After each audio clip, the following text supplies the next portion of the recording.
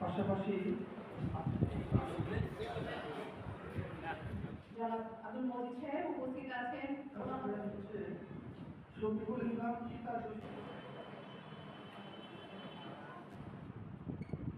শাহজাহান তো আমাদের বড় ভাই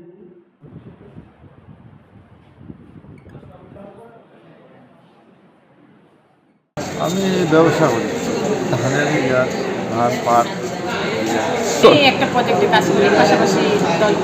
আমরা ভাই গরিব মানুষ, আমাদের ভোটার আইডি কার্ডের ফটোকপি নেওয়া হয়েছে। নেওয়া হওয়ার পরে আমাদেরকে মানে ওলামায় দল থেকে কিছু দিতে চাইছিল ঈদের উপলক্ষে, কিন্তু এখন আমরা এই কাজ কাম থয়ে ফেলে যাচ্ছি, এই গাড়ি ভাড়া দিয়ে যাচ্ছি, কিন্তু আমাদেরকে তো এখন আমাদের কোনো নাম নাই। কেউ আসলে তালিকা থাকার কথা না, তারপরে যদি থাকে আমার কাছে নিয়ে আসবে, আমি ব্যবস্থা নিব। আর তালিকাটা মূলত আসলে এমপি মহোদয়ের দপ্তর থেকে এসেছে, আমার এখান থেকে তালিকাটা করা হয়নি। ওনারা যতটা পেরেছেন যাচাই বাছাই করে দিয়েছেন। তারপরে যদি তালিকায় কোনো ব্যত্যয় থাকে আমাকে জানালে আমি ব্যবস্থা নেওয়ার চেষ্টা করব। তালিকাটা আমি সরাসরি পেয়েছি, আমি শুধু বিতরণটা করেছি, তালিকাটা আমি তৈরি করি, তালিকা সাথে জড়িত।